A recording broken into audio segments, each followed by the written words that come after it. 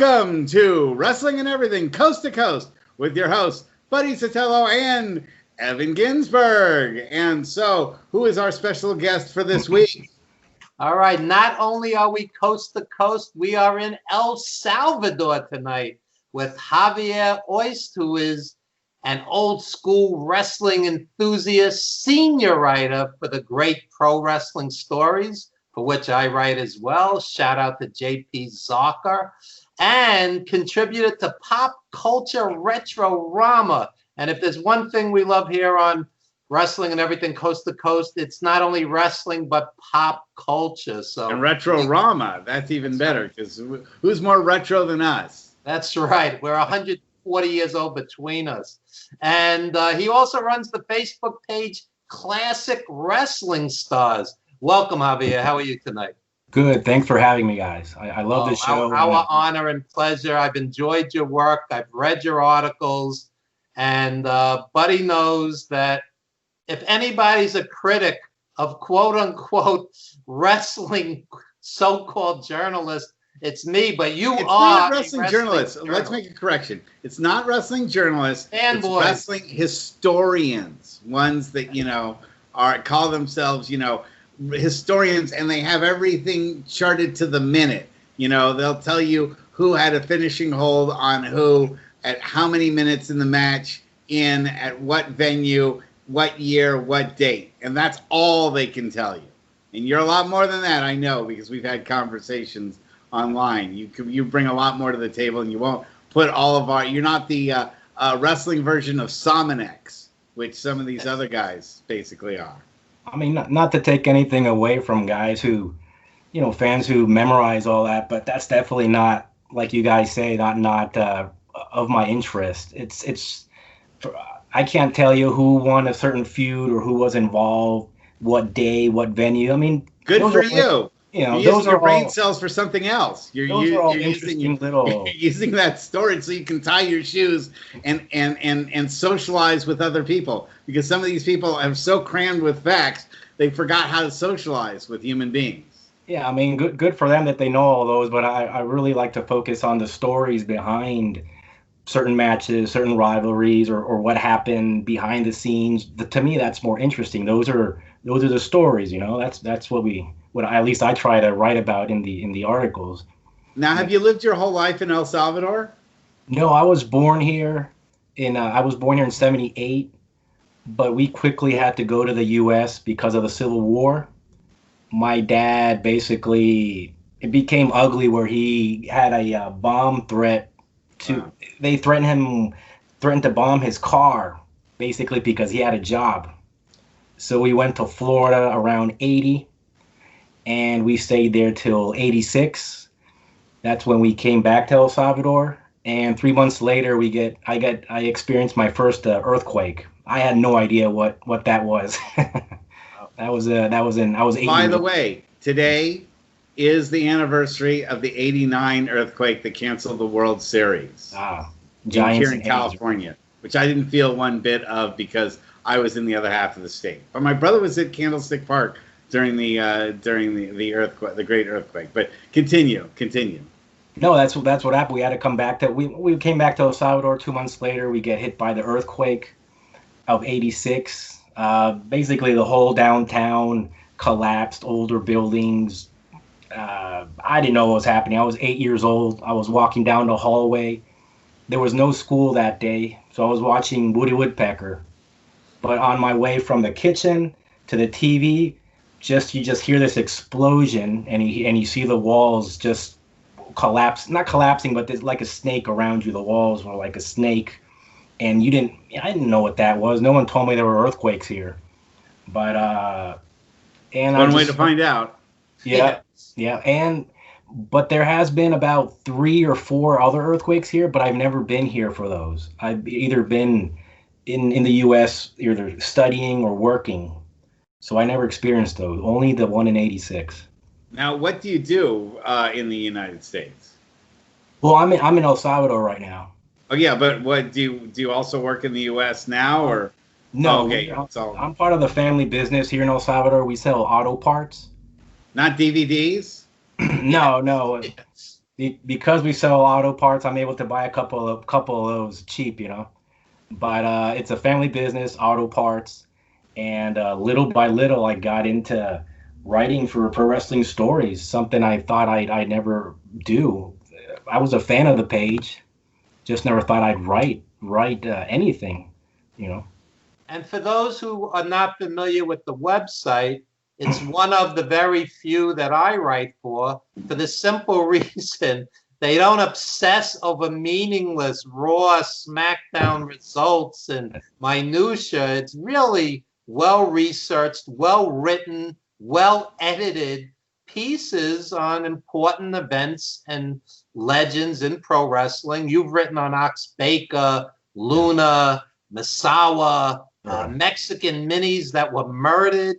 Oh my God. I mean, Mildred Burke. I mean, you really cover the spectrum. So what motivates you to write on a certain person or topic?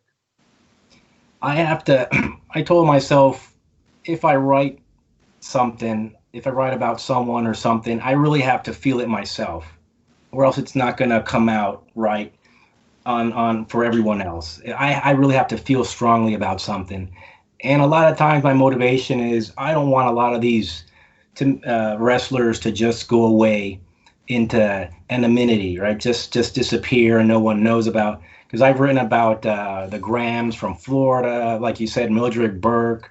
I mean, all these wrestlers. This is basically ancient history for most fans, and that's fine because time passes. You can't stop time, but you can place them, and you can learn about the people who have put the pillars in place for everything we see today.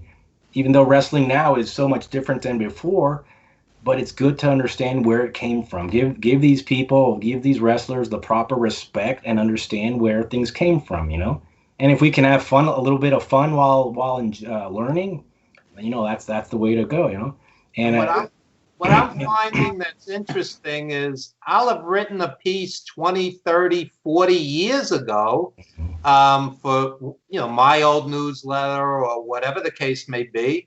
And because it's history, it's just as fresh today as it was then. So I could pass it along to JP or whatnot. And next thing you know, thousands of new people are reading it. How does it feel to know that same scenario, your work in 10, 20, 30, 40 years, or even after you're gone, will still be out there, still be enjoyed, and your work will be a part of history? How does that feel to you?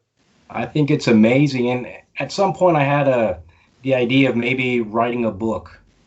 But if you add up all the articles I've done for pro wrestling stories, I think there's about 3 books in there already. If you put that all together, so cherry pick the best ones and do it. And the readership. I mean, we've spoken before, Evan. Sometimes writing online is a way to go to get more readers. If the page is positioned correctly and promoted correctly, you'll get more readers that way many times than a lot of these books are being published, right? It just depends on how you want to go by it. But I think nowadays written articles online have the same importance as a physical book. But I love having physical books. All these are books up here. I still enjoy physical books. But I think online content is so important because now everyone is looking for it online, right? So, and my first story, it was about Silver King when he died in May 11th, 2019, in the ring. Yeah, terrible. Yeah. The way it was a heart attack. That was my first story for Pro Wrestling Stories, and I contacted them. I contacted JP Zarka, and I said, "Listen, you guys should write an article about this. This is important stuff. This is the way he just died in the ring. Where were the medics? Where were the qualified personnel? What happened here? How can this happen in 2019? How can this still be happening? Where's like they say, where's the justice, honestly?" And there's so many questions that needed to be asked, in my opinion. And that was my pitch. And he said, go for it. I still have the letter he wrote to me saying, you looks like you know a lot about this subject and you're passionate about it. And instead of me using this info that you sent me, because I sent them basically an outline for basically. I was happy if he would have used the information and said thanks for Javier for compiling the information. I would have been okay, but he encouraged me to write about it. So the first article was, I was just incensed and indignant about how it was handled, and that kind of drove me to write that article. I mean, I really had tears in my eyes just thinking, how could they just let that guy die in the ring like that? Not pointing fingers, but let's say the other wrestler he was with, Juventud Guerrera, he kicked Silver King on the chest, and Silver King stopped moving. But before that, he wasn't really moving at all. He was just trying to lift them up, and it was like dead weight. I mean, you would think logic would say, if he's not giving you a sign, something's wrong. Or what about the referee, who was like a 35-year veteran of the ring? Why didn't he detect something that was wrong? Why didn't he stop it, So all those questions are brought up in my first article, and one article became 2, 3, and all of a sudden 64 articles later. And thanks to COVID, I bulked up the writing during COVID, and we'll continue to write until until it's right. So you've written 65 pieces? Yeah, 64. I'll be working on a 65th one this week. I already got the green light. Wow. We're looking forward to all 3 books, buddy. Yeah, no, I wanted to know how you got started, how wrestling got its start with you. What did you watch when you were young, and what influenced you and made you love wrestling so much as you love it now? Well, I remember my dad giving me a tape on Sunday morning.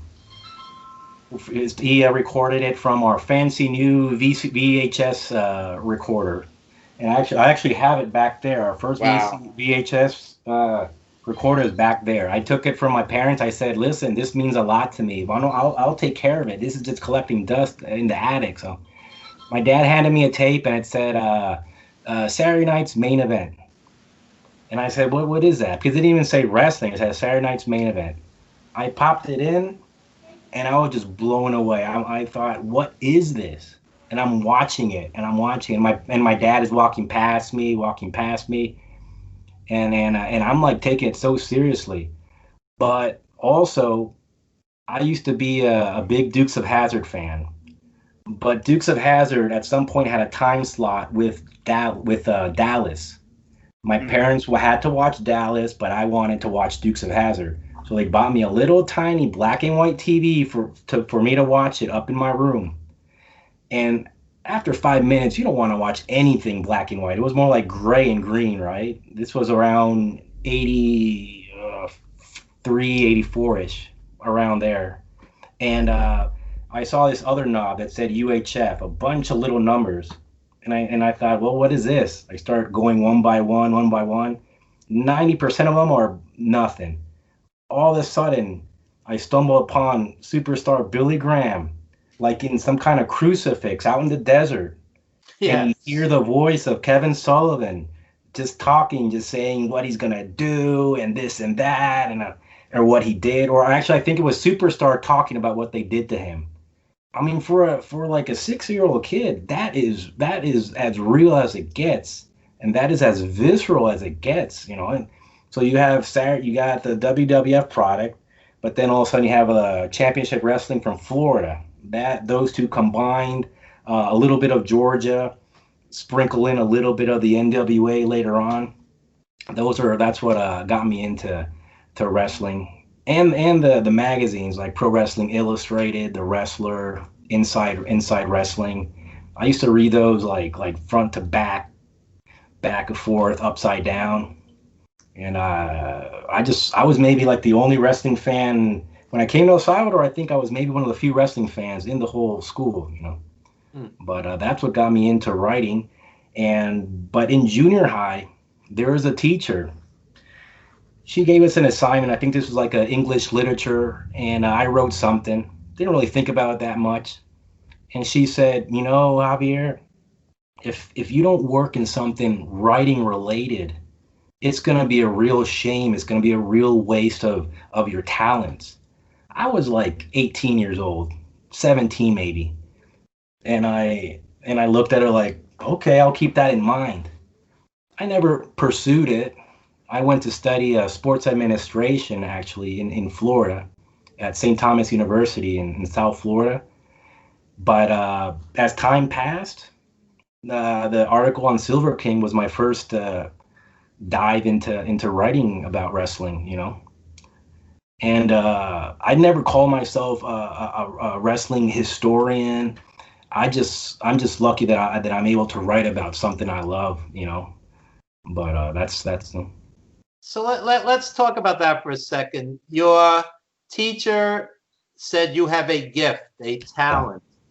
I find that much of wrestling writing is a bombardment of information to the point of obsessiveness. Yeah. You don't need 5,000 or 10,000 words to summarize Raw, which has maybe 20 minutes of worthwhile content in the 3 hours. Yeah. So why is it that so much of wrestling is scoops and rumors and scandals as opposed to what you do, which is writing and history and, you know, pouring your heart out on the printed page? That to me is writing. Yeah, in the stories I've done, there's always little juicy things that you want to attract the reader. There's always little things, but you don't want the focus to be on the salacious and the extreme. You don't want it to be the National Enquirer, you know, like the wrestling magazines in the mid 70s used to be, the guys all bloody. I mean, I love those magazines, you know, honestly, I love them, but with the articles I've done, there's always little hooks there because you want to grab the reader, but you definitely want to focus on the story, because this is the thing. If like a family member stumbles upon these articles, and you know, I don't want to be known as the guy who smeared someone. I'll try to present both sides, or all the sides, different points of view in an equal manner as much as I can, and let the reader decide. You know, there's been a lot of articles. I've tackled various, I would say, tough, delicate subject matters like Lex Luger and Miss Elizabeth. I've written about Jimmy Snuka. You know, I've written about Moolah. All those are like trigger points for people online. You know, people just attack Moolah. People just attack Superfly. People just go on. You know, they just like let's tear him down. You know, and the guy's gone. You know, why don't you I would like them to give the articles a chance, read the whole thing, you know, and then decide for yourself what happened. But don't just go by he's a murderer or he's this and he's that. I can't. I don't read stuff like that, you know, and I don't want to write stuff like that. That's the thing, you know. Now, you know, I would ask Star Wars or Star Trek, but I think I know the answer given what I see in the background there. You look like you're a gigantic Star Wars fan. I used to be more, but as more movies have come out and maybe as I've grown up, I just like the original trilogy. Kind of like wrestling in some ways, isn't it? You know, you can never recapture the magic of the first 3 films. Just like you can never really capture the magic of the 80s wrestling era when, you know, kayfabe was still a thing and people still believed in all of that stuff, you know? I enjoy both Star Wars and Star Trek. Star Trek at less. There was a time when I got into it, but definitely not as much as Star Wars when I was younger. Anything you see back here is stuff that I've accumulated over the years. Okay, now, God forbid there's another earthquake, and I don't want that to happen. But if there was an earthquake, and you could only save one thing from that shelf in the back there, yeah, there, what would you say? Maybe this. Oh. My mom got me this in Japan, so I'd probably save this. I love that's tough enough to survive an earthquake. Yeah. I think you might be able to. That looks like it could be, you know, could withstand the shelf falling out. I figured you'd always want to save something Boba Fett related. I don't have too much Boba Fett stuff, but I do. I should have something somewhere. Yeah. I should Well, have that's something great somewhere. stuff. I try to get the more obscure figures. It's just more fun that way. Do you feel like there's sort of a connection between your love of Star Wars and what you love about wrestling? Is there what would you say that connection is? Well, when I used to watch Star Wars, well, I still watch it, but when I used to just about Star Wars, it was really a passion. I mean, it was almost like a way of life. I mean, you're just reading all the books. There's books up there, and just Star Wars is a huge, huge universe, and wrestling is passion also, and both are a way to escape. And I just I love both of them. But let me tie the two together because I'm a casual Star Wars fan, but I love it. I'll watch the movies once or twice, maybe. The ones in the middle more like once. But my point being, I see fans online, like you said with the wrestlers, raging, like really obsessive. Yeah. I hate this actor. I hate this plot point. And there are larger problems in life than who played this role in the 8th or 9th or 10th Star Wars movie. Yeah, I try not to get into those geek fights online. I used to, but I'm like, it's not even worth it. Who cares, man? I mean, I like what I like, you like what you like, and I'm coming to accept I'm like already accepting that the new Star Wars product isn't geared towards me. So I'm not gonna. If I like it, I like it. If I don't, I don't. I know the original trilogy is still there. I like the prequels in their own way, but that's it. Let's not obsess over that. Well, I do have my little bragging point here, in that I was one of the first 100 people to see the original Star Wars movie. You go, oh, you waited in line for it? No. My friend's father was the head vice president of Dolby Labs. And so I actually got to see them do the sound editing for Star Wars, the original movie, as they were cutting it into pieces and taking segments out and getting ready to coordinate the sound with the actual film itself. Chris Allen's father, Yoan Allen, who's now like the head of Dolby, was able to invite his friend. He said they wanted to see how it would go over with kids. So they invited us as a test audience, me and some of Chris Allen's friends. And so we saw it all. And then the next day we were trying to explain to people who had never seen a commercial for Star Wars what we had just seen. And nobody believed us. Yeah. Nobody believed us. And how do you even explain Star Wars to somebody who's like never seen it? It's just, there's no frame of reference. It's so hard. We hadn't seen anything like that before. Yeah. But around my friend's house, he had all these giant pictures, what I thought was like a giant metal mosquito going around this giant metal cantaloupe. And of course, those were the original sketches of the X-Wing and the Death Star that he was working on for the. But I was looking at him in like 1976. I had no idea what I was looking at. So this was like a year before it came out. It was at Yoan's house. Everything was still just being put together, and they would invite George Lucas to come over to their house, and George Lucas was just like a schmo that nobody knew. So they had a party once with Steven Spielberg, George Lucas, and Stanley Kubrick. And Stanley Kubrick was completely running the show. Steven Spielberg and George Lucas were like hanging on every word that Kubrick had to say and like offering him glasses of water or a joint or something like that. This is Marin County in the 70s. That's the way things were. It was the hot tub central type stuff. And that is how Star Wars... George Lucas had only done TX 1138. That's the only thing that he was known for. Yeah, it's somewhere around there, You got that. That's shot... That big tunnel is right by where I live in Marin County. Right. So, we were the heart of all that stuff. And all my friends went to high school and worked on Star Wars and the different movies. So it's a different sort of thing for me because it involved all my friends' lives. And I know people who were extras in scenes and stuff like that, I love THX 1138. I got the book up there. But I love that movie. It's so it's like a very minimalist, but it says so much with so little. It's no budget, none whatsoever. I love that movie. It shows that you can make an influential movie without spending $1 trillion on it. That was based on his college film, but this is when he finally was able to make a full that's right. length.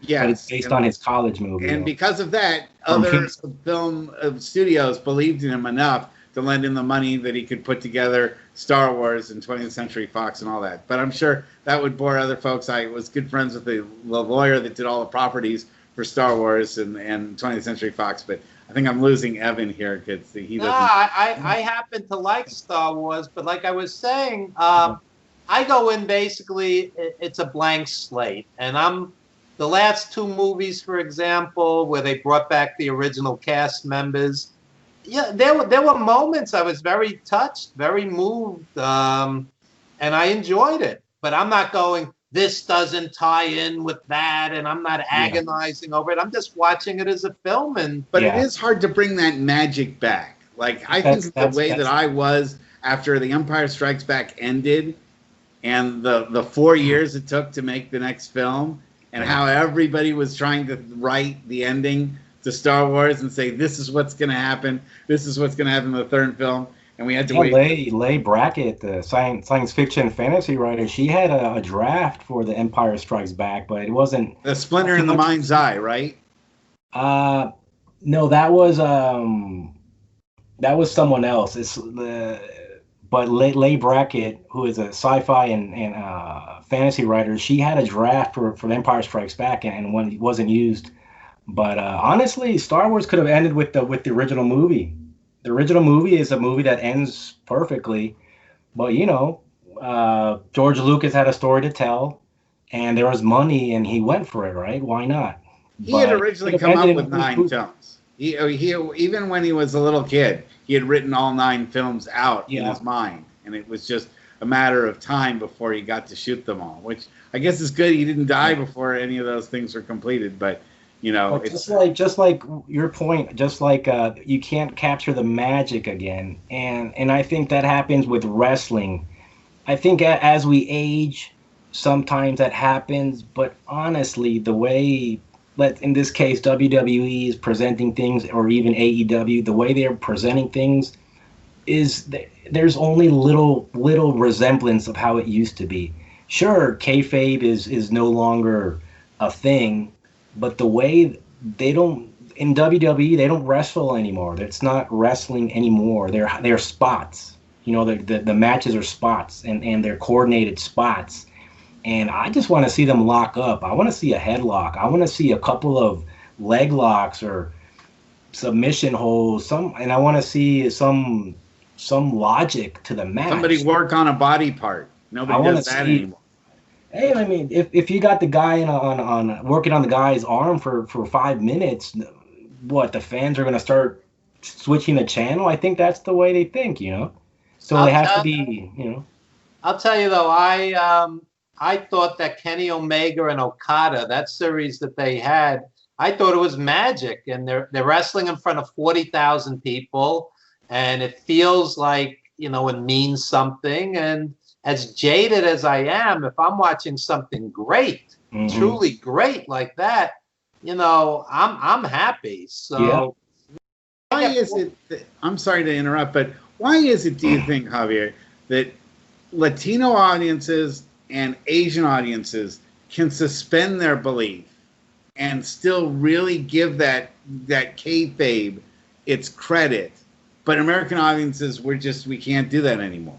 It just depends, I think, because if you show the average person here WWE, they'll say, "Oh, that's fake," and they'll tune out immediately. If you show them lucha, they'll be like, "Well, that's not real, but I kind of get this more." So it's they take it in as part of more of a cultural thing. But for most people here, WWE is people. Well, why would I watch this if I can watch MMA or boxing or soccer? Right here, soccer is number one. Football. So right here, WWE has a real tough time for people to really get into it. And also sometimes I go to a place like at a restaurant or a bar, places where they know me, and I say, hey, can you change the channel? And I keep the wrestling on. Oh, leave that. And he kind of stares at me like, I don't, I say, don't worry about it, just for a little bit. Yeah. And I'm trying to maybe encourage people to watch wrestling, but what happens? You see the guy standing in the middle of the ring talking for 20 minutes. Yeah, it's numbing. And I cannot defend this. I cannot do it. I'm like, I'm sorry, man. I try, but I can't do it. So I can't subject these people to be watching this. Yeah. So that's when wrestling kind of changed for me.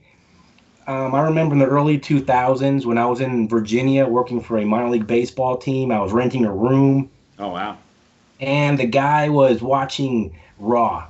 It was The Rock, or Stone Cold Steve Austin. But it was the formula of the broadcast always started with the guy in the ring with the microphone talking. And I just did not like that dynamic. I used to like, all of a sudden you see Gordon Soley and the blow by blow guy, and they're going to talk about what matches they're going to have, and little by little the wrestlers come in and there's interviews. But that standing in the middle of the ring just talking, to me, it was a big turnoff. And that's kind of like where my wrestling viewing, watching just shifted to less and less. So most of my articles really concentrate on at the most early 2000s and before. It's just I can't. It's hard for me to write about the new stuff. And you must really love it when they put a commercial in on the actual wrestling itself, and they move the wrestling to the side and they put it in like a little yes. Like that. That's even worse. Worse. No one mentions this too much, but I don't like the camera work. I used to just like them focusing on the ring, and you see the wrestlers, or maybe there's an angle over here or over here. Now the camera is always switching. If you notice, the angles are always switching, or if the guy's hitting the other guy, you see the camera go like this. It's like focus. They pan in, pan out, and I can't watch that. Just keep the camera on the action, and we'll be fine. I can maybe watch it, but they're always like that happens in modern cinema too. In action movies now.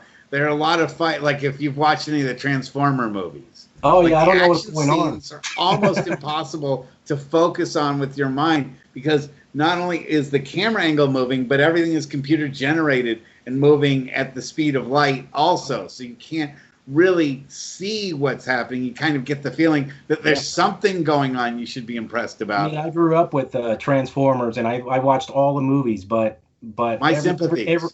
Every movie became just less and less watchable for me. It's just bigger, badder, special effects, just huge, just amazing, but just dizzying, But I watched them definitely. But that the camera angle with the wrestling, AEW doesn't do that so much with the camera angle. They can't afford it. They kind of keep it. Well, they kind of keep it focused like that mostly. They don't do the whole, It's like it's true. The WWE has so many effects and is so cinematic now. We've seen with like some of the matches that they did for WrestleMania, for instance, that they're almost becoming a movie production company more than a wrestling. Oh yeah, for years they want to do everything except be a wrestling company. That's been going on for years, and the product shows. A lot of people still watch them, but if there's any company I still kind of watch was when the NWA came back. They had that like a studio wrestling. Hey, I'm a huge question mark. So, yeah. I loved Aaron Sanchez's character. I thought that was so cheesy, old school, but they kind of wallowed in their 80s-ness. which I think was appealing to us. I think it's kind of like a retro throwback product, and I liked it. I liked it. Of course, no one's happy with everything, but I watched a couple episodes and I said I can get into this. I don't know if I can watch every single episode because I got things to do like writing articles, but definitely I watched some of those. I liked their approach. It was definitely old school, but again, it was old school, but it was super clean and polished. If you go back to the it had that real Mid-South feel to it, or Georgia Championship. The whole studio was like pristine and clean, and that's not the way it used to be. It used to be grittier. It used to be just you can tell that they didn't really invest too much in the studio. But I like that. I like wrestling when it's gritty, when it goes down back to basics. I have, if some, that the blading, I'm not sure about that, but sometimes it's okay. Just got to be careful. But I like it when wrestling, because WWE again is super, super polished. The production values, everyone looks like they're not human anymore. They're so clean and everyone's perfect looking. And I want to see a fat guy. I want to see an ugly guy. I just want to see the freakish guys. Like, even they do try to have some characters like with the beard and the muscles, but everyone looks so clean. They look like they just went through makeup in the back before coming out. That really kills it for me. You're missing sweat. Tim Brooks. I want to see sweat. I want to see a guy coming out like Flair always had, like a bandage here where he had cut himself, or Buddy Roberts. Yeah. There's nothing clean or pretty about Buddy Roberts, right? Exactly. Or Buddy Rose. From the Freebirds, Buddy Rose, yeah. Yeah, well, no, Buddy Roberts is from the Freebirds, but Playboy Buddy Rose. Yeah, Playboy. Nothing clean and beautiful about his body, but he was a great worker. He was great to watch. That's like Adrian Adonis, heck of a worker. Oh yeah. I would say even if he lost some of the weight he put on later on, maybe he wouldn't have been so great. He just knew how to move in there. Just amazing talent. Absolutely. So I'm curious if you could. You don't do a lot of interviews, but if you could do an interview with somebody, past or present, anyone in the past, who would you want to do an interview with? That's easy. I've thought about that. Wendy Richter. Richter. You've got her number, Evan. Go. She was in 350 days, right? Yeah. Yeah, she doesn't do much press. She's pretty much out of the business, Yeah. She doesn't even do a lot of autograph appearances. I contacted Leilani Kai, and she basically mentioned that I guess her husband or her boyfriend represents Wendy. So, that's kind of a hurdle there, but that's as far as I've gone. But that would be someone I would definitely like to interview, because honestly, at some point she was the Hulk Hogan in the WWF, and there's no book out about her. There aren't too many articles that really go into who she was. All we know is what's out there already, what the information that's public about the screw job and Moolah and what happened before and after. But to have her take on things or go into a little bit more of why she got into wrestling, which she goes into Evan's documentary. I remember that. But I think that a really good interview is still there for her, and people know who she is. People don't forget her, So Wendy, if you're watching, please give Javier an email or a phone call and do an interview with him. Please. It'll mean a lot. We'll work something out. And we won't talk about Star Wars or Star Trek. We'll talk about whatever you want, but definitely half hour, 45 minutes, we'll just chat. So Javier, you have 65 or so articles. Which are you proudest of? That's a good question. They're all kind of like babies, right? Everyone's your baby. it's funny. Every time I write one, every time I finish one, I tell myself, well, maybe that's the last one. That was draining. I'm tired. I love the way it came out, but I'm just tired. I'm gonna give this a little. I'm gonna rest a little bit. 2-3 days later, I'm pitching another story. Hey, what about this one? Yeah. And I keep on, and and it's gone like that. If I could, off the top of my head, I like the one about the Lucha Libre one, because there's some like weird paranormal stories there. Maybe Buddy would like to read that. I know you're kind of into stuff like that, but yeah, absolutely. Did you see the movie Bleak Street? You mentioned it. I know we chatted and you mentioned it, but I have not seen it. Tremendous film. It's based on those minis getting murdered, and it's in black and white, even though it's a recent film, and it's really gritty, and it is not a happy film, but it's a well done, critically acclaimed drama. It's not a documentary. Yeah, and I recommend it. Bleak Street. Well, we'll have to let Buddy read my article, so we won't spoil it for him. What happens to the minis? Yeah, absolutely. I think Evan put it on his page, the Evan Ginzburg, the memories page. Yeah, wrestling memories. Mm-hmm. Is there an article that you felt like you wanted to do, then you got into it and you decided this is either too controversial or I just don't feel right in finishing it, and so you dropped it or put it in the can? What? Yeah, there is one, and there might be a still room to do it. There might be a chance, but it was about this guy called Buffalo Jim, I believe. He was a promoter out in Las Vegas. Oh, yeah, I remember Buffalo Jim. I do. And he basically had this eternal rivalry with the strip club mobster owner next to his business. And eventually, this guy died. They're not calling it a murder, but a lot of things point to him. He was murdered. There is so much information on the mob that was supposedly involved in this. Just so much information that it's definitely something worth revisiting. But it was very little wrestling and a lot of law.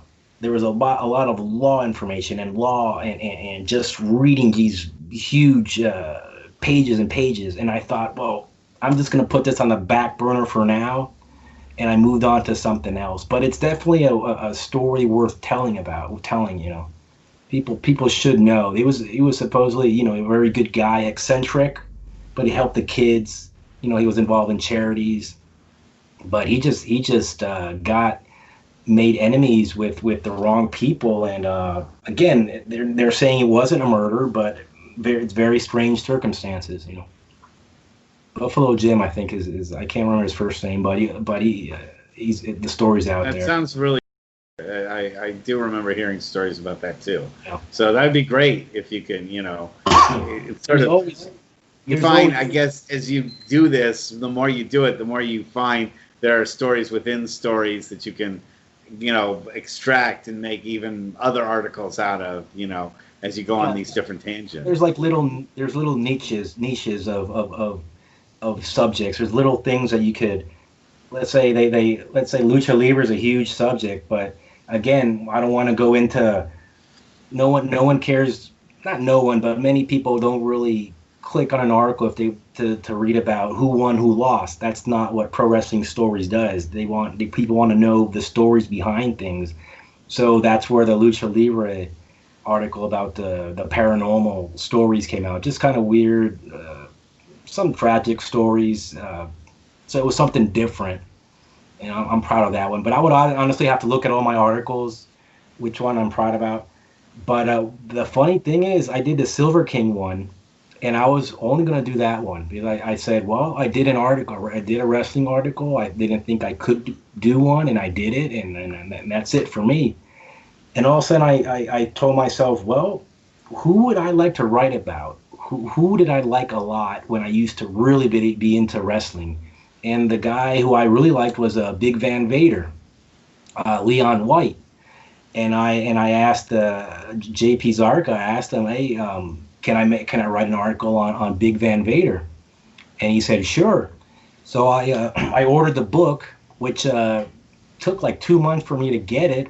I finally got it to do the research. But in the meantime, I had done an article on Don Fargo and Jody Hamilton of the Assassins. And it just kind of went from there. Just kept on going. You know. Now you do the Facebook page Classic Wrestling Stars, and I do Evan Ginzburg's Old School Wrestling Memories. So we're doing similar things on Facebook. What's your take on some of the Facebook admins who sometimes cross the line into obsessive, overzealous? For example, you know, our page is an 80s page, and this match happened on January 2nd, 1990, and you know the rules here. And it's just like, I want to put a gun to my head with these guys. You know, it's... I mean, all you have to do is take the posting off, and if you wanted to know something, he'll let you know. But for him to put a whole paragraph about why, you know, like you say, that's, believe me, Classic Wrestling Stars is something that's there. It's like my little corner on the internet. There's hundreds of pages, and I'm not trying to compete with any of those pages. There's pages with 30,000, 40,000 likes, but they post 30 times, 40 times a day. You know, I'm not gonna do that. But basically, there's been times when I wanted to shut that page down because of the so-called fans. Sometimes it's just like, obsessives. You put something out there, and this person did that. Oh, this one did drugs. Oh, this one did steroids. I'm like, get over yourself. I mean, Jesus. I mean, everyone.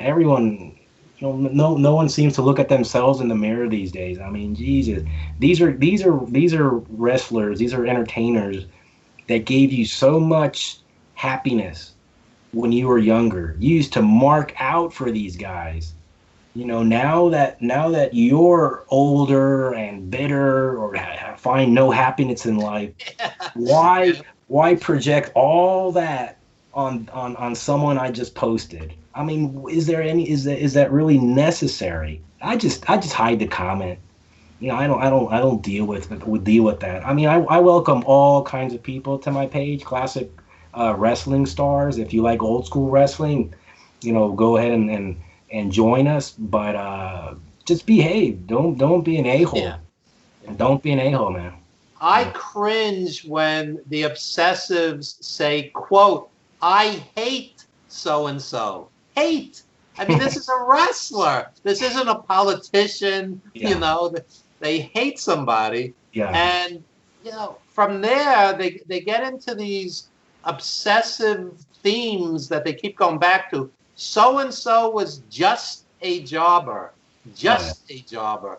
And I'm like, no, he wasn't. This guy was a champion in this territory, and he was a main event guy in that territory. And you just know him when Vince wasted him 20 years later. Oh, yeah. Know? Like, you know, you have a Cicluna, and you have a SD Jones, you know, a lot of guys like that. Or even like, Silver King, for the most part. I mean, by the time he finally made it to the WWE, I mean, he was a shell of what he was in the earlier years when he was such a big performer.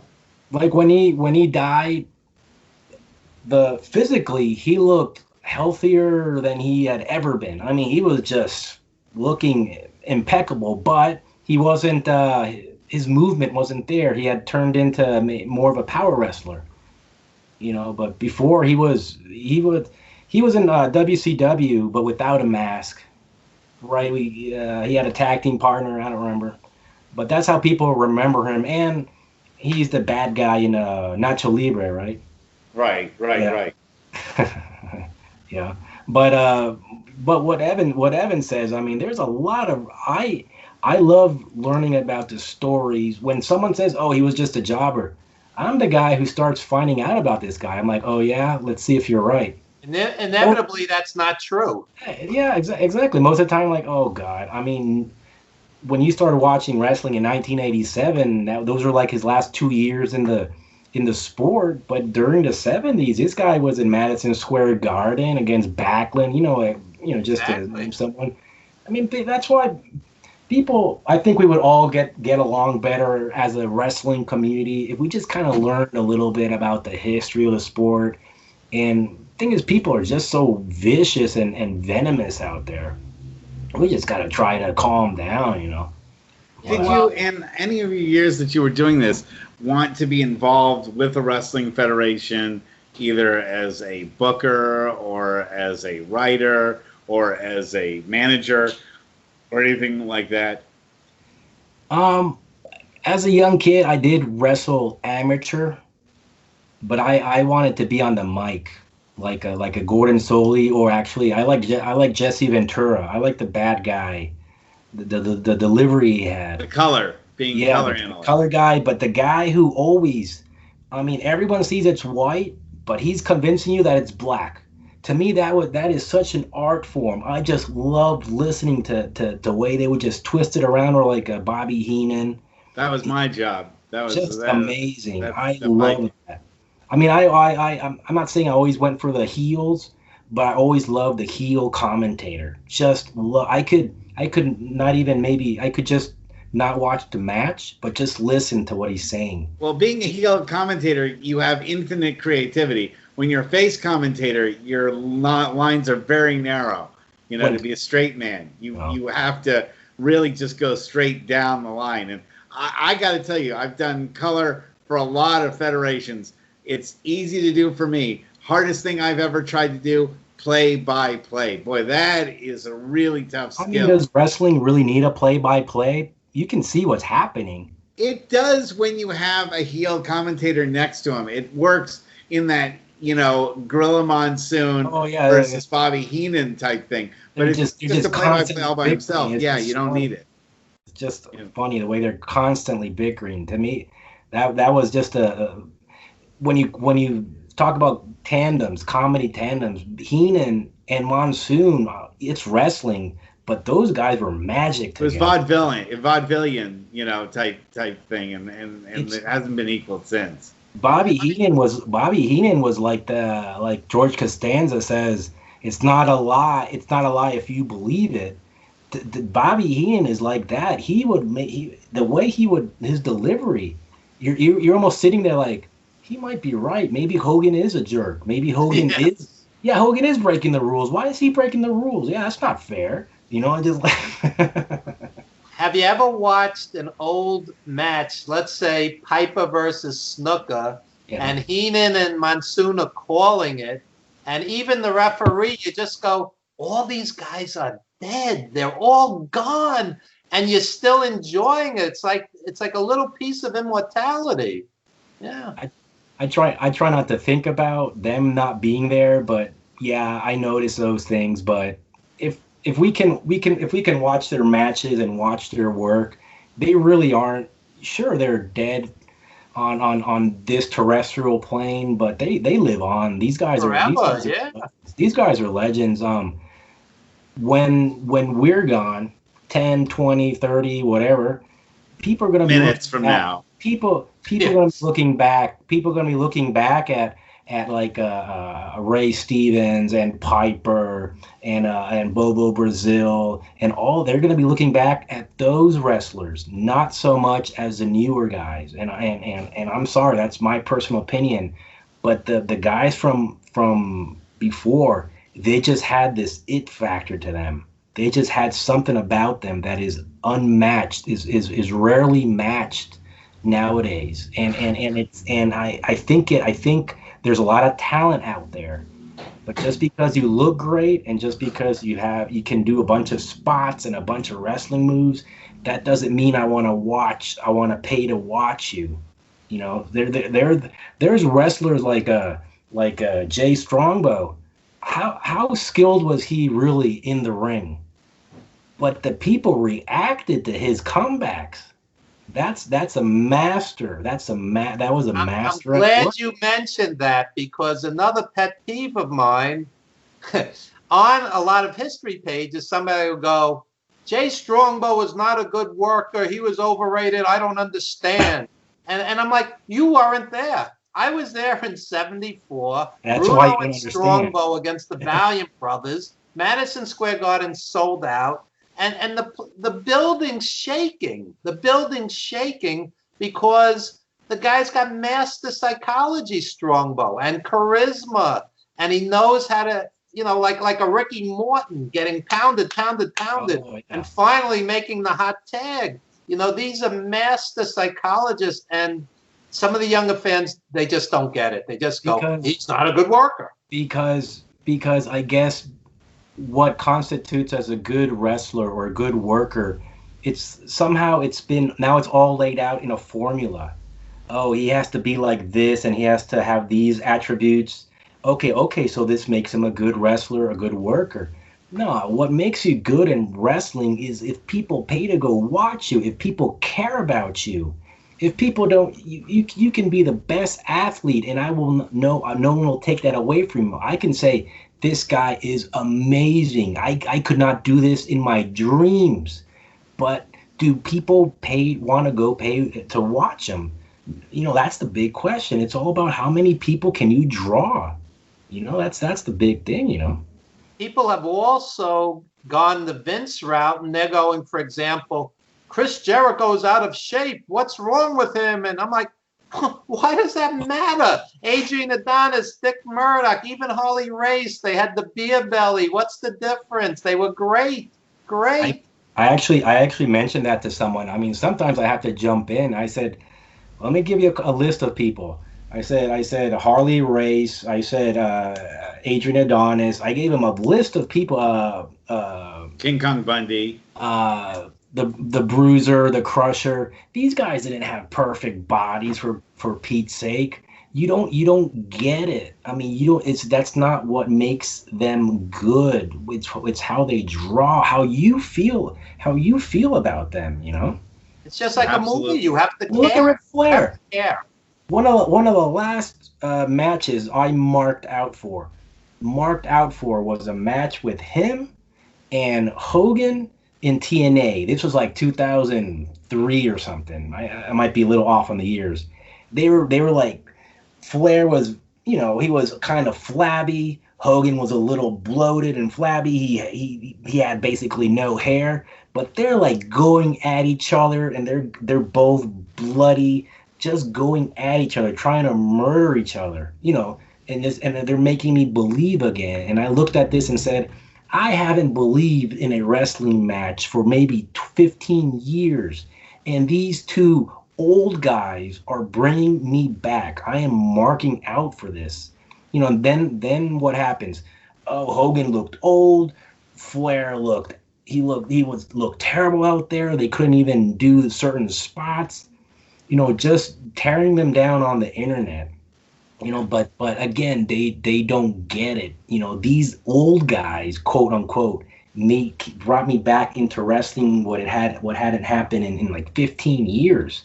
I was marking out for these guys. I'm like, if this is the last wrestling match I see in my life, I'm okay with it. This was fantastic. Well, speaking of the last, and what did they do? Match. They only punched, kicked, grabbed. They didn't do anything spectacular, but whatever they did, they made it mean something. Even with their limited skills. Why? Because both are master ring psychologists, masters in ring psychology. Javier, I've really enjoyed this conversation. But speaking of last matches, we're up against an hour. You've already filled in an hour so quickly. The bell has rung.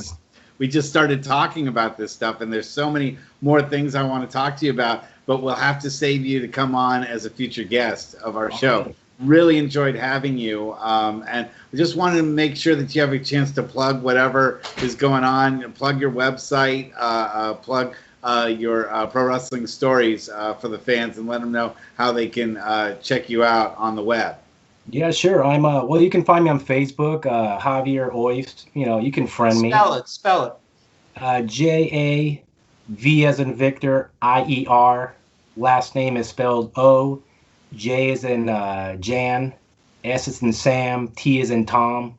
It'll be on the title. Yeah. And also in pro wrestling stories, you can look me up and just type in my name. At some point, one of my articles will pop up, and if anyone wants to reach me, I'll go ahead and give my email. And if anyone wants to chat with me or future, projects or whatever, it's a JOJST1, the number one, at gmail.com. That's great. Thank you so much for being a wonderful guest this week, and we really appreciate all your input, and we'll be chatting back and forth on the internet, like we usually do. So, buddy, let me just add one thing.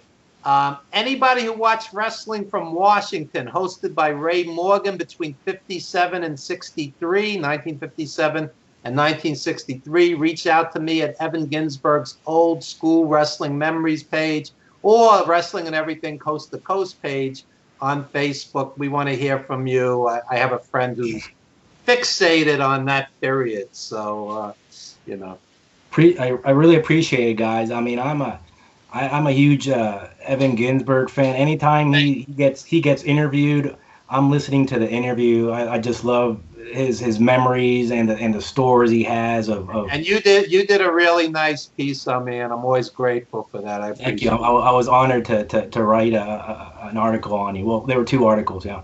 One of these days, you got to do one on Buddy. Anyway, thanks so much for everything this week, and we'll see everyone next week. Thanks so much for tuning in. Thank you, Javier. Thank you, guys.